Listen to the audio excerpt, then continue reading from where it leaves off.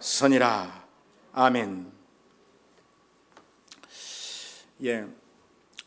요셉의 형제들이 이전에 애굽에 내려가서 애굽에서 양식을 사서 가나안에 돌아왔었죠. 그렇게 한 지도 지금 시간이 꽤나 흘렀던 거죠. 그래서 이젠 양식이 다 떨어졌고 기근은 훨씬 더 심해졌습니다. 더 이상 버티기 힘들어지자 아버지 야곱이 다시 자녀들 불러서 이렇게 이야기를 꺼내죠. 애굽에 내려가서 양식을 조금 사오너라. 그렇게요.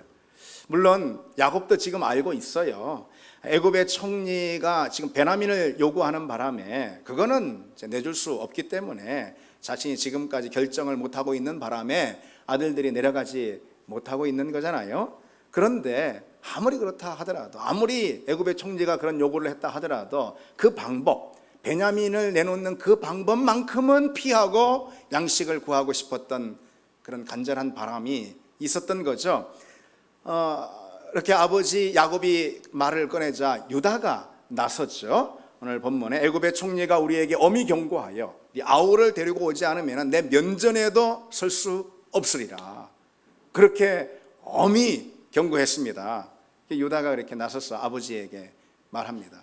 여러분, 여기서 우리가 궁금해지죠. 왜 넷째 아들인 유다가 나서게 되었을까? 그거는요, 지금까지 아버지와 좋은 관계를 유지하고 있는 아들 가운데서 이 유다가 가장 연장자이기 때문에 그렇습니다. 장자 루벤은요, 아버지와의 관계가 이제 완전히 파탄나고 말았습니다. 왜냐하면은 아버지의 첩인 빌하와 통간을 하는 그런 죄를 범했기 때문이죠.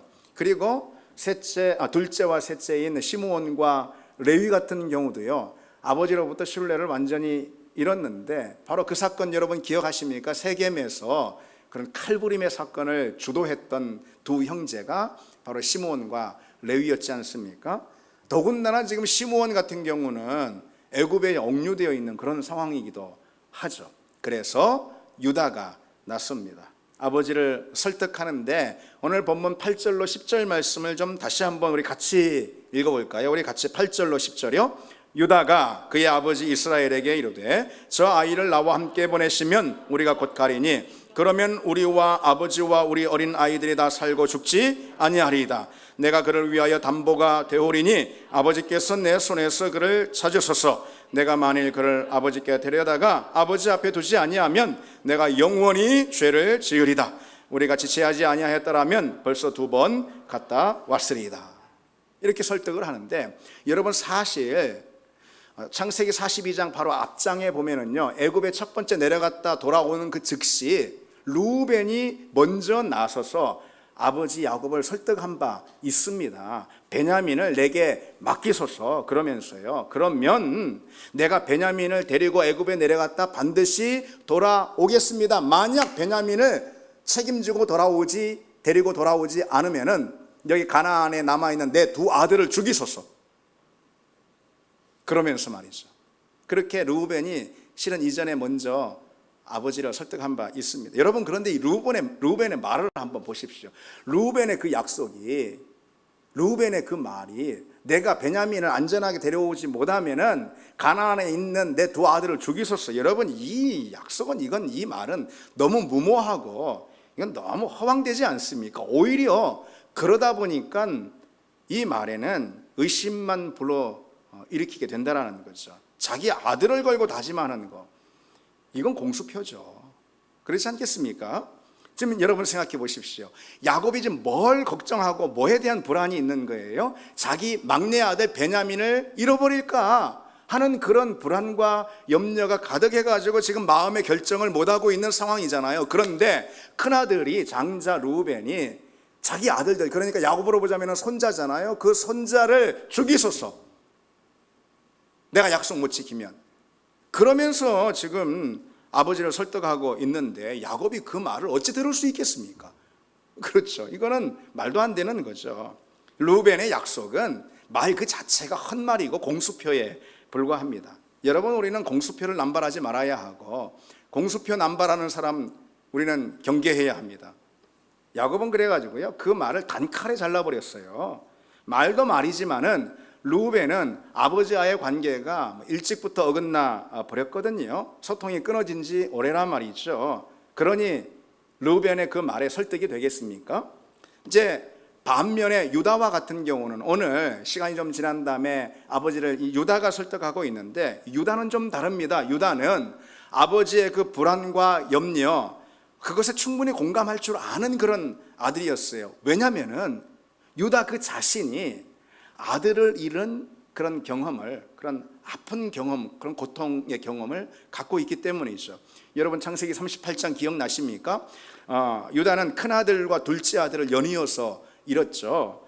특히 둘째 같은 경우는 그 당시 결혼 관습에 따라서 큰며느리 다말에게 둘째를 붙여서 혼인시켜 줬는데, 이 둘째가 자기 씨를 주지 않으려는 그런 행위를 하는 바람에 심판을 받고 그도 죽고 말았잖아요.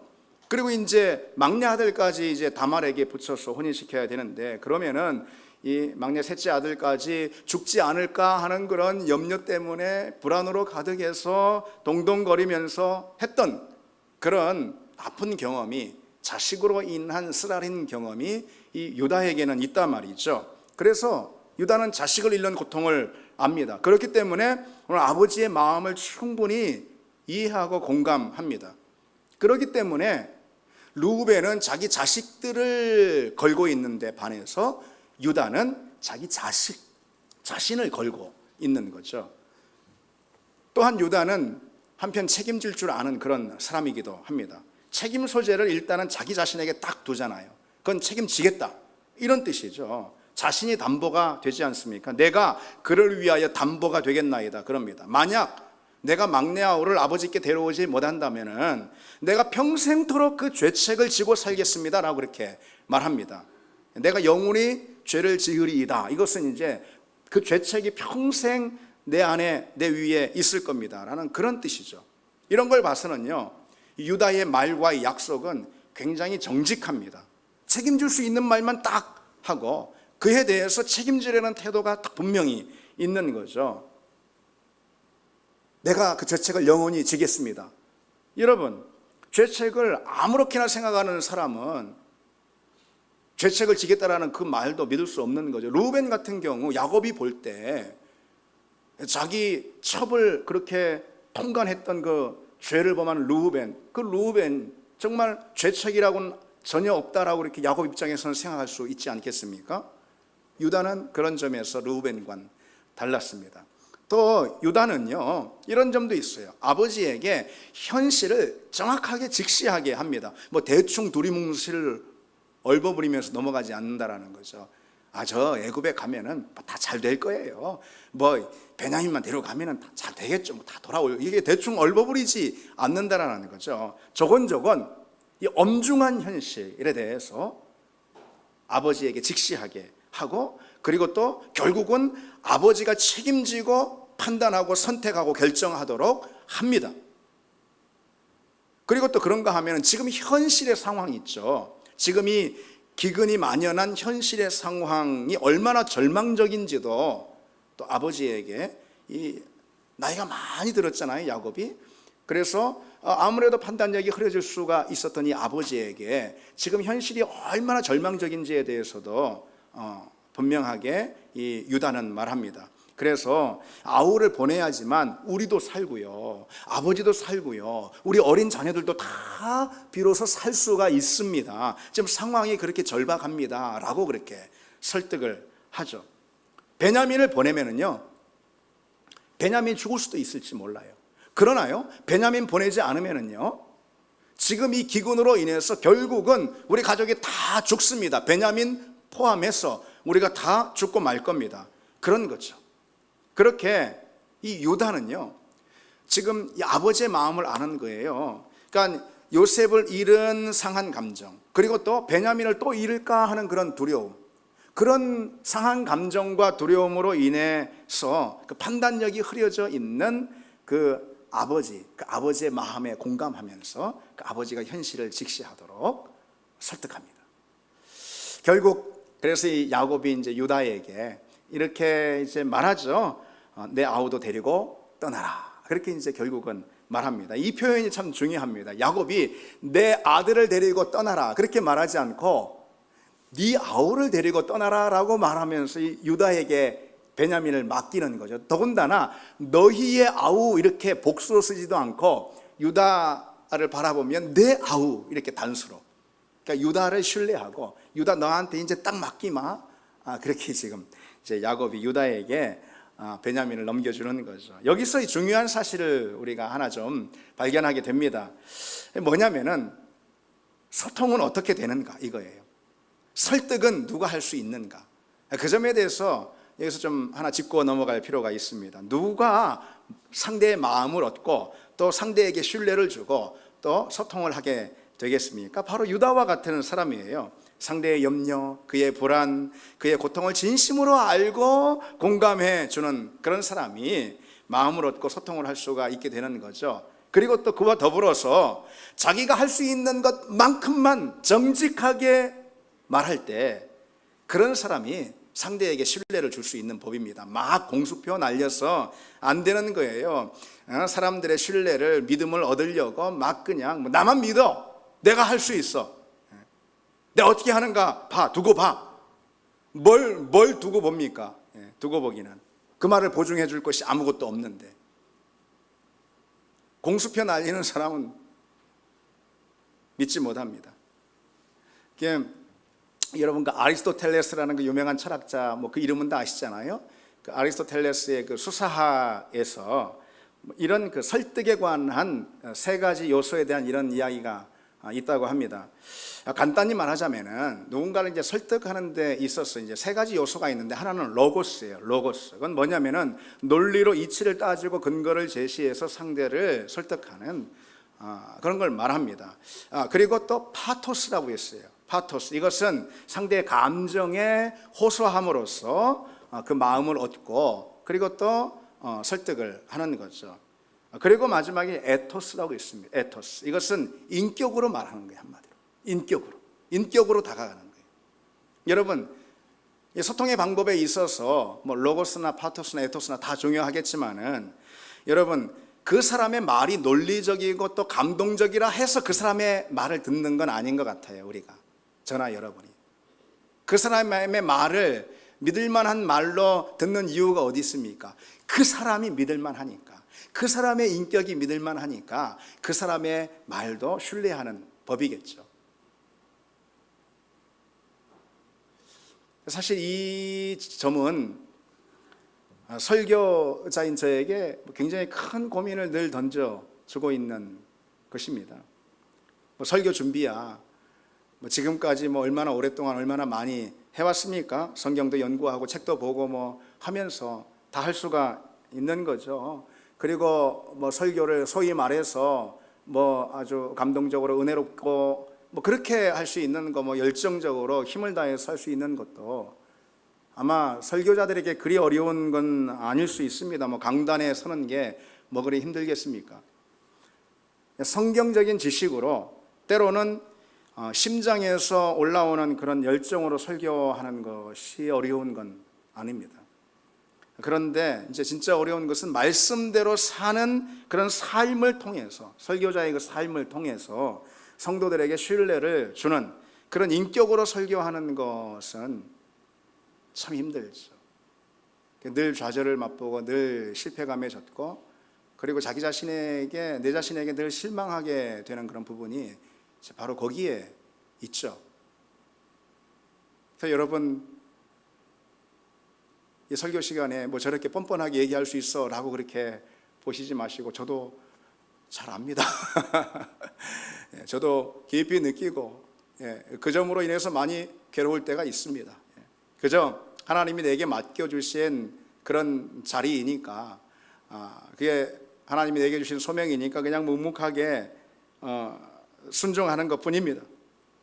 근데 여러분 어쨌든 왜 메신저가 곧 메시지다 그런 말 있잖아요. 그렇듯이 어쨌든 에토스로 설교하지 못하면은, 인격으로 설교하지 못하면은요, 그것은 공허한 말잔치에 불과합니다. 그런데 여러분 비단 설교자뿐이겠습니까? 여러분은 어떻습니까? 여러분의 말은 정말 신뢰를 주고 있고 상대의 마음에 닿고 있습니까? 유다의 말은 아버지의 마음에 닿았어요.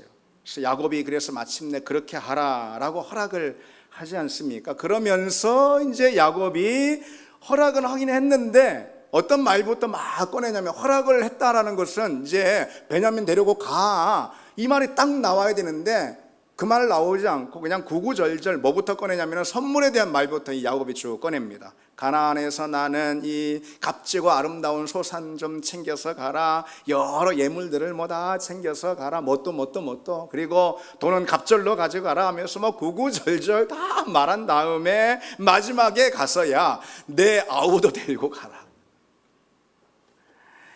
이게 베냐민에 관해서는 맨 마지막까지 그 말을 꺼내지 않는 걸 볼 수가 있어요. 끝까지 내놓고 싶지 않은 그런 걱정, 불안이 이제 야곱의 미련 가운데 남아 있는 거죠. 그럼에도 야곱은 선택하고 결정합니다. 내가 잃으면 잃으리라, 내가 자식을 잃게 되면 잃으리라, 그렇게 선택하고 결정을 합니다. 드디어 이제 아버지의 결정이 떨어져서 베냐민 포함해서 야곱의 모든 아들들이 애굽으로 향하게 됐죠. 그래서 요셉을 만나니까 12아들들이 사실 다 한꺼번에 한 자리에 20년 만에 다 모이게 됐죠. 굉장히 참 감동적인 그런 장면입니다. 이제 요셉은 베냐민을 대번에 알아봅니다. 청지기한테 그래서 음식 대접을 하라고 시켜놓고선 자기는 잠시 자리를 비우거든요. 요셉의 청지기가 요셉의 형제들을 요셉의 관저로 이렇게 안내하는데 형들이 막 두리번 두려워 떱니다. 필시 우리를 억류하고 우리 가진 것을 다 빼앗고 우리를 노예로 삼으려나 보다 하면서. 왜냐면은요, 자기들이 지금 뭐 특별한 손님도 아닌데 무슨 막 지금 총리 관저에 초대해서 무슨 국빈 대접하듯이 말이죠, 국빈 만찬하듯이 의외의 환대를 받으니까 더 무서워. 잔뜩 먹여서 뭐 잡으려나 더 무서워요. 그래서 오찬 시간이 되자 요셉이 관저에 나타나서 형제들을 이제 마주합니다. 안부를 묻다가 눈을 들어서 베냐민을 봤다고 그랬잖아요. 베냐민을 보는 순간 그 감정이 막 끌어올라 가지고선 억누르지 못하고 막 급히 밖으로 뛰쳐나가가지고 막 울고, 그리고 얼굴을 씻고 다시 돌아왔습니다.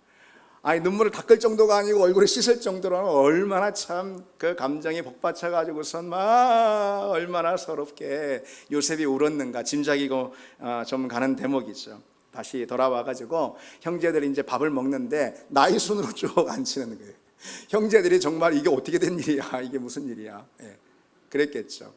쭉 앉혀서 그리고 식사를 하는데 베냐민에게는 뭐 특별 대우를 해주죠. 5명분 그걸 어떻게 다 먹으라는 거예요. 하여튼 5명분으로 특별 대우를 해줍니다. 그렇게 형제들이 함께 즐거워하였더라 하면서 오늘 34절로 본문이 끝마치게 되는데, 여기서 즐거워하였더라라는 것은 좀 점잖은 번역이고요. 함께 마시며 취하였더라, 이렇게 이제 본문이 끝납니다. 오늘 본문의 이 등장인물들이 특별히 유다하고 그리고 또 야곱하고 요셉이 있는데, 유다와 야곱과 요셉이 공통으로 보여주는 메시지가 있어요. 이 메시지가 아주 중요한 신앙의 원리를 담고 있는데, 한마디로 말해서 뭐냐? 죽어야 산다, 잃어야 얻는다, 그거예요. 포기해야 비로소 이룰 수가 있다. 이 중요한 신앙의 원리를 오늘 본문의 메시지로 담고 있습니다. 유다는 한번 보십시오. 아버지 설득하기 위해서 자신을 담보로 내놓고 있죠. 자기가 죽지 않으면서 어떻게 아버지 목숨보다 더 귀한 베냐민을 내놓으라 이렇게 말할 수가 있냐라는 거죠. 아버지 신뢰를 얻으려면 반드시 자기가 죽어야 합니다. 자기 목숨을 담보로 내놔야 합니다. 그런가 하면은 여러분, 요셉은 또 어떻습니까? 요셉은 그 마음 가운데 형들에 대한 억울함, 분노, 울분, 그런 마음들이 왜 없겠어요? 요셉도 사람인데 왜 없겠어요? 그러나 그런 자아를 죽이고 형들과의 화해를 선택합니다. 그래서 오늘 본문부터 아주 본격적으로 형들과의 화해를 향해 나아가는 그런 장면이 이어지는데요, 그게 하나님의 뜻에 순종하는 길이기 때문이죠. 자아가 죽지 않으면 하나님의 일은 결코 우리 삶의 자리에서 펼쳐질 수가 없죠. 요셉은 자기가 죽었습니다. 형제들과 화해했습니다. 그러므로 하나님의 뜻이 이 야곱의 가문을 통해서 펼쳐질 수가 있었던 거죠. 야곱은 또 어떨까요?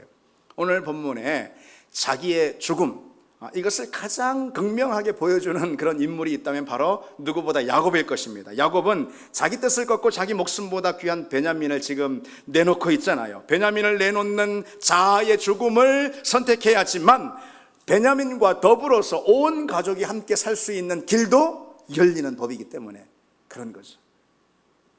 특히 오늘 본문에 기록된 이 야곱의 이름에 한번 주목해 보십시오. 본문에는 야곱의 이름이 3번 나오는데 전부 다 이스라엘이라는 이름으로 언급되어 있는 걸 볼 수가 있어요. 왜 그럴까요, 여러분? 성경 저자의 이런 의도 때문이 아닐까라는 생각을 좀 해봅니다. 이스라엘이라는 이 이름은 뭐냐면요, 야곱이 야복 나루에서 그 환도뼈가 부러지고 얻은 이름 아니겠어요? 환도뼈가 뭡니까? 우리 고관절 엉덩이뼈. 이것은 우리 몸을 지탱하는 중심이죠. 곧 야곱이 자기 인생에서 중심으로 삼았던 그것, 야곱이 그가 기둥같이 의지했던 그것, 바로 자아죠.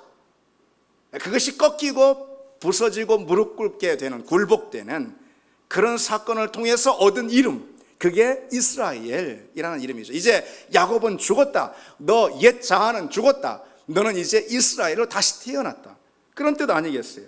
그 이스라엘이 오늘 베냐민을 내놓으면서 이스라엘이라는 이름에 맞게 내가 이르면 이르리라, 이렇게 고백하죠. 야곱은 야복 나루에서 하나님의 사자와 씨름하다가 환도뼈가 부러져서 털썩 주저앉고 하나님의 사자 앞에 무릎을 꿇었잖아요. 야곱은 환도뼈가 부러지면서 그때 이미 깨달아 알았던 거죠. 하나님께 굴복하는 사람이 결국 이기게 된다. 내 중심이 꺾여야 이스라엘, 다시 말해서 승리자가 될 수가 있다. 내 자신이 하나님 앞에 철저히 포기돼야 비로소 나는 이루는 사람이, 이기는 사람이 될 수 있다. 그 사실을 야곱은 이 야복나루에서 알았던 거죠. 이스라엘이 되기 위해서는 자기 안에 있는 옛 자아인 야곱이 철저히 깨지고 야곱의 자아가 철저히 죽어야 합니다. 그래서 야곱은요, 벌써 진즉에 그 야복 나루에서 죽었어요. 야곱은 죽었어요. 야곱은 없어요. 이스라엘만 있습니다. 그런데 오늘 보십시오. 아직 야곱이 죽지 않았어요. 그가 아직 죽지 않았으니까 베냐민을 꼭 붙들고 끼고선 내놓지 않는 거잖아요. 결국은 그 순간 야곱은 배우게 되는 거죠. 내가 죽어야 된다. 나는 야복 나루에서 이미 죽었다. 그리고 이르면 이르리라 라고 선언합니다. 오늘 본문의 인물들인 이 유다나 요셉이나 야곱이 우리에게 가르쳐주고 있는 영적인 원리는 아주 분명합니다. 죽어야 산다, 그거죠. 우리는 죽어야 사는 사람들입니다. 죽은 만큼 사는 사람이고 포기한 만큼 얻는 사람들이 바로 우리라는 거죠. 그게 신앙의 원리입니다. 사실 주님께서는요, 뭐 흐릿하게 그 점에 대해서 말씀하시지 않고 아주 분명하게 명확하게 말씀해 주신 바가 있어요. 누구든지 자기 목숨을 구원하고자 하면 잃을 것이요 누구든지 나와 복음을 위하여 자기 목숨을 잃으면 구원하리라. 아주 명확하게 말씀해 주신 바 있습니다. 여러분, 우리가 예수를 믿고 그리스도인이 된 다음부터 우리는 이런 정체성을 가지고 이런 고백이 있어야 합니다. 죽음에 사는 사람들이다. 나는 죽음에 사는 사람이다. 그걸 잊지 말아야 합니다. 우리는 죽으면 살고, 그러니까 죽으면서 계속 사는 사람이고, 죽기 위해서 우리는 애쓰는 사람들입니다. 세상 사람들은 살려고 하죠. 더 살려고 몸부림치고 더 살려고 아등바등하고 그런 거 아니겠어요? 자기 의가 살고 자기 뜻이 막 살고 자기 자존심이 살고 자기 존재감이 더 막 살아나고 막 살려고, 드러내려고, 살려고 합니다. 그러나 우리는 죽으려고 합니다. 죽기 위해서 오늘도 여전히 죽지 않는 내 자아를 끌어안고 죽기 위해서 우리는 씨름하는 사람이죠. 그게 그리스도인입니다. 바울은 이 유명한 고백을 우리에게 들려주잖아요. 내가 그리스도와 함께 십자가에 못 박혔나니 그런즉 이제는 내가 사는 것이 아니요 오직 내 안에 그리스도께서 사시는 것이라. 한마디로 나는 죽었다. 이제 그리스도가 내 안에 사신다. 이제 나는 사는 게 아니다. 나는 없다. 그리스도만 있다. 내 삶에. 그런 거 아니겠어요? 내가 십자가에 못 박혔나니, 여기서 못 박히다라는 것은 완료형으로 쓰였습니다. 이미 십자가에서 죽었다라는 거예요. 지금 죽는 게 아니고 앞으로 죽을 게 아니고 이미 죽었다 이거예요. 이미 내 자아는 끝장났다. 내 자아는 없다라는 그런 선언이죠, 여러분. 그래서 여러분, 내가 살아있다, 또 살려고 몸부림치는, 살아있다라고 생각하는 사람은 아직 십자가를 만나지 못하는 사람이죠. 자기 존재 전체로 십자가를 마주하지 못하는 사람이죠. 내가 살아있다라고 생각하는 사람, 그리고 살려고 애쓰는 사람, 자기 존재를 드러내려고 애쓰는 그런 사람은 아직 예수가 없는 사람이죠. 예수가 없죠. 왜요? 십자가에 못 박혀 죽은 그 자아의 자리에만 비로소 예수께서 오셔서 거하실 수 있으니까. 우리가 그리스도인이라면 여러분, 이미 죽은 자라는 사실을 우리가 잊지 말아야 합니다. 특별히 우리 예수 믿고 세례 받을 때 있잖아요. 우리 외적으로 형식적으로 보자면은 여기 다 세례 받으셨죠? 외적으로 보자면 우리가 예수 믿고 세례 받을 때 그때 우리는 다 죽었어요. 지금 죽고 있는 사람이 아니에요. 다 죽었어요, 이미. 세례가 뭐냐면은, 세례의 의미 그 자체가 나는 죽었습니다라는 사실을 선포하는 예식이거든요. 우리는 세례 받을 때 그래서 이미 다 죽어야 했습니다. 세례는 예수 믿고 교회 나왔으니까 뭐 환영해주고 그리고 축하해주고 하기 위해서 갖는 그런 예식이 아닙니다. 세례는 죽음의 예식입니다. 세례식은 자아의 죽음을, 나의 죽음을 하나님과 회중 앞에서 엄중히 고하는 그런 자아의 장례식입니다. 우리는 장례치는 사람들이에요, 여러분. 여러분 그 사실을 기억하십니까? 우리는 장례치는 사람들이고요, 교회는 다 장례치는 사람들이 다 모이는 하나님의 종들입니다. 그런데 교회가 더 시끄러워요. 그런데 교회에서 자아가 더 드러나요. 세상 모임보다도 교회에서 자아로 충만한 사람들이 더 많아요. 목사를 비롯해서 모두가 다 죽은 사람인데, 세례를 받을 때 다 죽었는데 여태까지 살아서 꿈틀대는 자아가 있다면 그건 누구의 자아입니까? 그 정체는 도대체 무엇입니까? 아니, 우리는 정말 예수 믿는 주님의 사람들 맞습니까? 우리나라 초기교회 시절에 동네에서 맨날 깡패짓 하고 방탕하게 살던 이 김익두라는 사람이 예수 믿고 세례 받았어요. 그 나중에 그가 목사가 돼가지고선 당시 초기교회 그 한국교회 큰 부흥운동을 주도했던 그런 인물이 됩니다. 그런데 이 김익두가 예수 믿고 세례를 받은 후에 그가 했던 그 유명한 일화가 한국 교회사에 담겨 있습니다. 그는 예수 믿고 제일 먼저 자기 장인에게 자기의 부고장을 보냈다라는 거예요. 김익두 죽었습니다라는 부고장을 냈다라는 거예요. 장인이 깡패 노릇하는 그 사위 때문에 맨날 염려와 근심으로 가득 차 있었어요. 그런 장인한테 그런 김익두는 죽었습니다, 그런 사위는 이제 죽고 없습니다 라는 그런 부고장을 보낸 겁니다. 이런 사실로 보았어요. 여러분, 초기교회는요, 우리보다 훨씬 더 기독교 신앙의 핵심이 무엇인지 분명히 알았던 사람들입니다. 그리스도인이 누구인가에 대해서 우리보다 훨씬 더 분명하게 알았던 사람들이에요. 여러분, 그리스도인이 누구입니까? 성도가 누구입니까? 죽은 사람입니다. 죽은 사람. 우리는 죽으며 사는 사람들입니다. 우리는 죽으며 달려가는 사람들입니다. 우리는 죽기 위해 내 자아를 붙들고 몸부림하는 사람들입니까? 여러분, 아직 그 사실을 모르셨습니까? 우리는 살려고 하는 사람들이 아니에요. 자꾸 죽는 사람들입니다. 계속 죽는 사람이에요. 자아가 철저히 깨지고 죽어야 비로소 나를 통해 예수가 드러나고 예수가 살기 때문입니다. 육신이 죽어야 비로소 하늘의 영으로 우리가 살 수 있는 존재가 되기 때문이죠. 왜 여러분 우리에게 예수의 생명이 없고, 왜 우리에게 예수의 은혜와 능력이 없을까? 왜 우리에게 예수의 사랑이 드러나지 않을까? 다른 거 어떤 이유보다도요, 여기에 있습니다. 내가 죽지 않아서 그런 거예요. 내 옛 자아가 아직도 살아서 꿈틀거리고 있기 때문에 그렇습니다. 그러니까 그리스도로 살지 못하고 그리스도가 내 안에 드러나지 못하는 거죠. 그리스도의 생명과 능력과 영광이 나타나지 않는 겁니다. 여러분, 우리 삶의 자리를 한번 돌아보십시오. 우리 삶의 자리에서 우리가 늘상 자주 하는 그 불평, 그 원망이나 미움이나 다툼이나 질투나. 왜 이런 게 있을까요? 왜 불평이 생기고, 왜 미움이 생기고, 왜 질투가 생기고, 왜 또 그런가 하면 우리 염려하고 걱정하고, 왜 불안해하고 두려워하고, 왜 그렇습니까? 왜 그럴까요? 죽지 않아서 그렇습니다. 내가 죽지 않아서 그런 거예요. 여러분 완전히 죽어보십시오. 저를 포함해서 우리가 완전히 죽어보십시다. 죽은 사람이 뭐 걱정할 게 있습니까? 뭘 염려합니까? 죽은 사람이 뭔 자존심이 있습니까? 죽은 사람이 뭐 억울할 게 뭐가 있습니까? 억울한 게 뭐 있습니까? 죽은 사람이 뭐 섭섭할 게 뭐 있어요? 죽은 사람이 섭섭해서 꽁하고 있습니까? 죽은 사람이 자랑할 게 어디 있습니까? 죽은 사람이 뭐 혈기가 어디 있습니까? 혈기가 예수 믿고 목사까지 되는 사람들이 혈기로다가 무너지는 사람 봤습니다. 아니 죽었는데 무슨 혈기가 어디 나옵니까? 죽었는데 뭘 말이 많습니까? 죽었는데 왜 자기 변명이 있고 자기 변호를 하고 왜 말이 많습니까?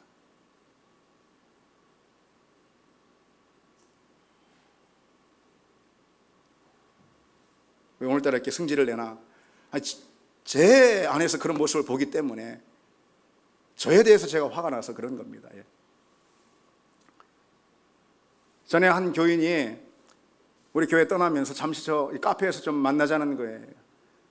그래서 나는 뭐 그동안 감사했다라는 그런 인사라도 하려고 그러나 하고선 나갔습니다. 그런데 그 하는 말이 내가 사랑이 없어서, 목사가 사랑이 없어서 교회를 떠난다라는 거예요.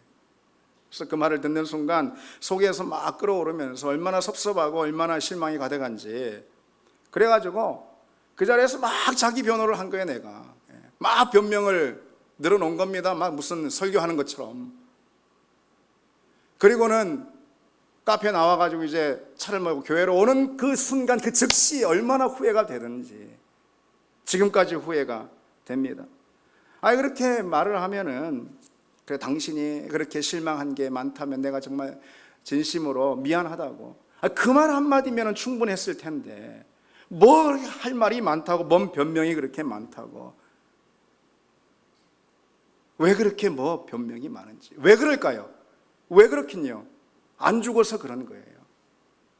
아직 내가 죽지 않아서 그런 겁니다. 내가 이 정도 뭐 열심히 한다고 다 해주고 나만큼 애써주는 목사가 어디 있지라는 그런 마음이 조금이라도 내 안에 남아있다면 아직 죽지 않아서 그런 거죠. 그래서 제가 생각해 보니 죽지 않았어요. 아직. 아니면 전혀 죽지 않았어요. 전혀 죽지 않았어요. 여러분들은 어떻습니까? 우리는 어떤가요? 우리가 죽지 않았으니까 때로 우쭐하고 교만해지기도 하고, 그 반대도 마찬가지예요. 우리가 죽지 않았으니까 의기소침해지고 뭐만 보면은 열등감에 사로잡히고 그런 거 아니에요. 아니면은 섭섭해하고 마음 꽁해하고 분내기도 하고. 내가 죽지 않아서 그런 겁니다. 누가 그러니까 그것도 아니고 상황이 그래서도 아니에요. 내가 죽지 않아서 그런 겁니다.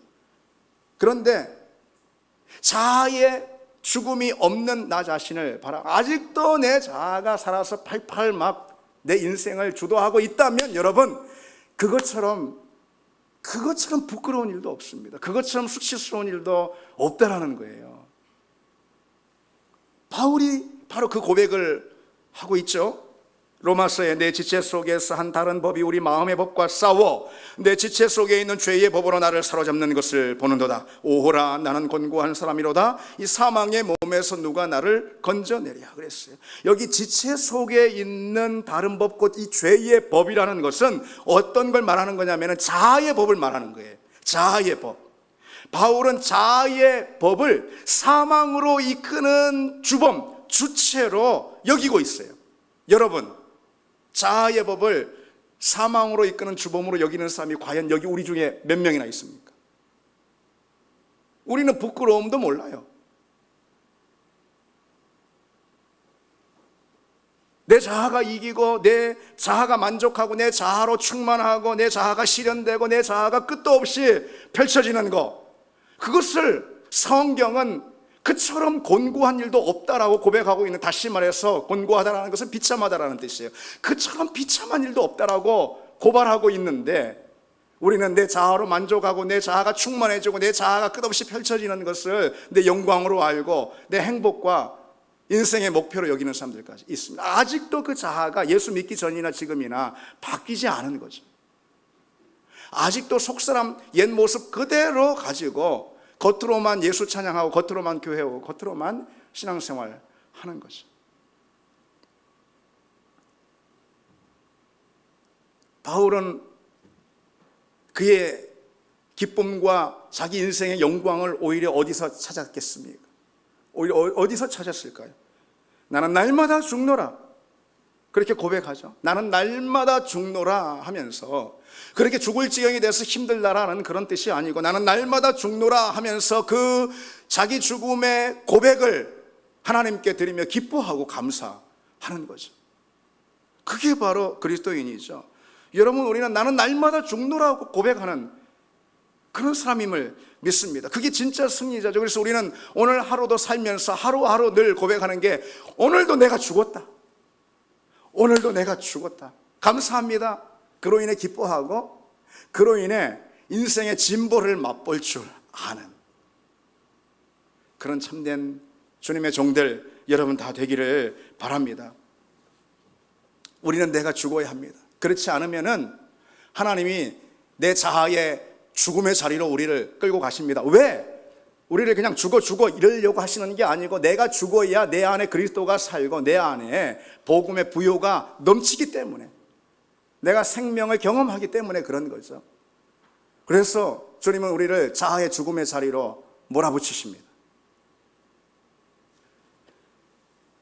제 막내 동생 이야기를 하면, 제 막내 동생이 지금 그 제주도에서 목회를 하고 있습니다. 근데 그 중학교 때요, 유행성 출혈혈이라는 심각한 병에 걸렸습니다. 삶과 죽음 사이를 오가면서 그 경계에서 사선에서 있었습니다. 저는 그때 이제 군복무하고 있던 시절이었는데, 제가 군대에서 걱정할까봐 저희 부모님은 그때 그 사실을 얘기하지 않으셨어요. 나중에 알게 됐죠.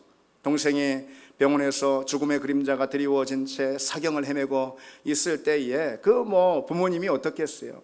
저희 어머니는 그 추운 겨울에 이제 병실 복도를 오가면서 기도를 하는데, 사람들 눈치가 보이니까 저 계단실, 사람 없는 계단실 있잖아요. 계단실을 오르고 내리면서 보름이 넘게 절박한 심정으로 눈물로 기도했다라는 거죠. 너무 절박해서 이렇게 기도했다라는 거예요. 주님, 우리 아들을 살려주시면은 하나님께 좋은 거 아닙니까? 아들 살려주시면 하나님이 드러나지 않겠습니까? 목회자의 아들이 죽으면은 세상 사람들이 뭐라고 하겠습니까? 하나님 영광 가리는 거 아니겠습니까? 그러니 주님 제발 내 아들 살려달라고 그렇게 기도하는데, 기도하는 가운데 하나님께서 그 마음을 책망하는 그런 하나님의 책망의 소리를 들으셨다라는 거예요. 그런 거죠. 네 아들이 살면 내가 영광을 받는 거냐? 네 아들이 살아야 내가 영광을 받는 거고, 그러지 않으면 내 영광이 떨어지는 거냐? 그래서 저희 어머니는 눈물로 몸부림한 다음에 다시 기도를 고쳐서 몇 날 며칠을 또 기도했다고 합니다. 주님, 당신의 뜻대로 하시옵소서. 아들이 당신의 뜻대로 되는 게, 그게 내 감사고 내 영광입니다. 그렇게 몇 날 며칠 온 밤을 새워서 기도하고 스스로 마음을 정한 다음에 병실로 가서 몸이 막 불덩이가 돼가지고 사경을 헤매고 있는, 내일 죽을지 모레 죽을지 모르는 그 막내 아들 손을 꼭 잡고 그 귀에 대고 속삭였다라는 거죠. 막내야, 주님 손 꼭 잡으렴. 주님께서 이제 너 데리러 오실 텐데, 그러면은 주님 손 놓지 말고 꼭 잡으렴. 너 하늘나라 가서 하나님께 영광이 되렴. 그러셨다라는 거죠. 여러분, 아들이 살아야, 내가 살아야 주님이 영광을 받으시는 것이 아니죠. 오히려 내가 죽어야, 그게 아들이든 뭐든 누구든 내가 가장 소중히 여기는 것을 향한 나의 마음이 꺾이고 내 소원이 포기될 때, 그때 그 자리 가운데 그리스도께서 오셔서 머무시고 그리스도의 생명으로 충만히 채워 주시는 것, 주님이 사시는 거죠. 무엇보다도 내가 죽어야 내게 가장 소중한 것까지도 하나님께 우리는 맡겨드릴 수가 있습니다. 그래야 하나님의 뜻이 하나님 안에서 일어나게 되는 거죠. 여러분, 그래서 묻고 싶습니다. 우리 모두를 향해서, 저 자신을 향한 자문으로도 묻고 싶습니다. 나는 죽었는가? 여러분, 죽었습니까? 완전히 죽었습니까? 말로는 쉽고요, 듣기도 쉽습니다. 그런데 실제로는 너무 어려워. 실제로는 어려워. 실제로는 맨날 실패하고 좌절을 맛봅니다. 믿음의 가장 중요한 원리가 내가 죽어야 내 안에 그리스도께서 사신다라는 이 원리이고, 신앙생활의 가장 중요한 이치가 육이 죽어야 영으로 다시 산다라는 그런 이치인데, 그걸 너무도 잘 아는데, 그런데 그렇게 사는 건 쉽지가 않단 말이죠. 다른 건 다 해도 그게 어려워요. 다른 건 다 잘합니다. 열심히 봉사도 하고 충성도 하고 또 사랑도 하고 헌신도 하고 봉사도 하고 기도도 하고 말이죠. 다 잘합니다. 다 잘하는데 신앙생활의 가장 중요한 원리인 내가 죽는 건 잘 안 돼. 내가 안 죽으니까 기도의 자리에서 문제가 생기고 충성 봉사의 자리에서도 문제가 터지는 거 아니겠습니까? 그래서 먼저 네가 죽고 그 다음 충성도 봉사도 기도도 하라, 사랑도 하라, 그 말씀 아니겠어요? 죽는 게 힘듭니다. 이런 이야기가 있습니다. 한 사막에서 수도에 정진하는 수사를 여러 마귀들이 달라붙어 가지고 막 시험을 했다라는 거죠. 뭐 돈으로, 여자로, 뭐 가진 온갖 방법으로 시험을 하는데 이 수사가 꿈쩍도 하지 않더라는 거예요. 그때 고참 마귀가 야, 시험은 이렇게 하는 거야 하면서 뭐 본보기라도 보이듯이 그 수사에게 다가가서 그저 짧은 한마디를 그 귀에 대고 속삭였다라는 거예요. 그 말을 속삭이자 이 수사의 안색이 금세 변하더니 고요하던 그 얼굴이 막 악의로 가득 차서 일그러졌다라는 거예요. 뭐라고 그랬을까요? 내 형제가 방금 알렉산드리아의 주교가 됐대. 그 말 했다라는 거예요. 여러분, 우리가 죽지 않아서 그런 것입니다. 아직도 자아가 펄펄 살아서 그렇습니다.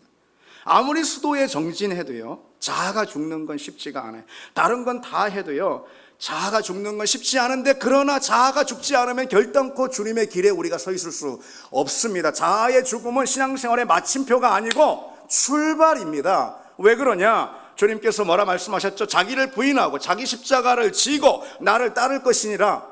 누가 따를 수 있고 누가 주님의 길에 서 있을 수 있습니까? 자기를 부인하고 자기 십자가를 지는 사람, 다시 말해 자아의 죽음을 경험하는 사람, 결단하는 사람이 주님을 따를 수 있고 주님의 길에 비로소 설 수 있는 거죠. 그러니까 바울도 내가 십자가에 못 박혔나니 내 안에 그리스도께서 이제 사신다, 그게 순서입니다. 십자가에 못 박혀야 그리스도께서 사십니다. 십자가에 못 박혀야, 내가 죽어야 예수가 내 안에 살고, 내가 죽어야 예수가 나를 통해 드러나고, 내가 죽어야 복음이 드러나는 법입니다. 여러분, 진정 죽었습니까? 죽으셨습니까? 근데 평소엔 잘 몰라.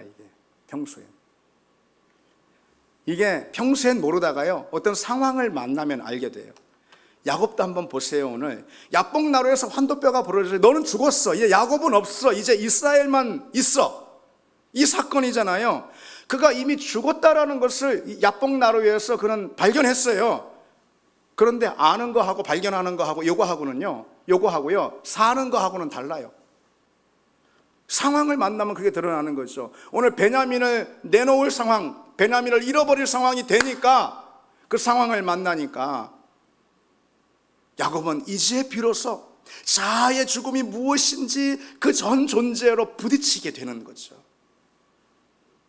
물론 야곱은 결국 자아의 죽음을 경험하고 이르면 이르리이다 라고 고백합니다. 상황을 만나면 알아요. 어려운 상황을 만나고 좌절, 그리고 또 좌절과 실패를 만나는 상황이 되고, 정말 소중한 것을 빼앗겨보고 잃어보고, 누가 내게 상처를 주고, 누가 나를 비난하고 다니고, 누가 나를 실망시키고, 믿었던 사람이 등을 돌리고, 이런 상황이 있죠. 상황을 만나면 압니다. 여러분, 그런 상황이 생길 때 우리 삶의 자리에서 왜 없겠습니까? 그런 상황이 주어질 때 정말 중요한 건 이거예요. 정말 중요한 건 뭐냐면은, 나는 산 사람으로 반응하느냐, 나는 죽은 사람으로 반응하느냐, 이게 가장 중요한 거예요. 내가 죽어야 예수가 산다고 했습니다. 내가 죽어야 복음이 나타난다고 그랬어요. 내가 죽어야 십자가가 드러납니다. 내가 죽어야 예수가 확장이 됩니다. 끊임없이 나를 쳐서 복종시켜야, 그래야 내 안에 나를 통해 하나님 나라가 드러납니다. 어떤 상황 가운데서 내가 죽은 사람으로 반응하느냐, 산 사람으로 반응하느냐. 여러분, 주님의 자녀, 하나님의 백성이라면은 하나님 앞에 내가 죽은 자다 라는 이 사실처럼 중요한 것도 없어요. 여러분, 그래서 사실 우리가 신앙생활 하면서 다른 거 다 잊고 하나만 기억하라 라고 한다면은 바로 이 점이에요.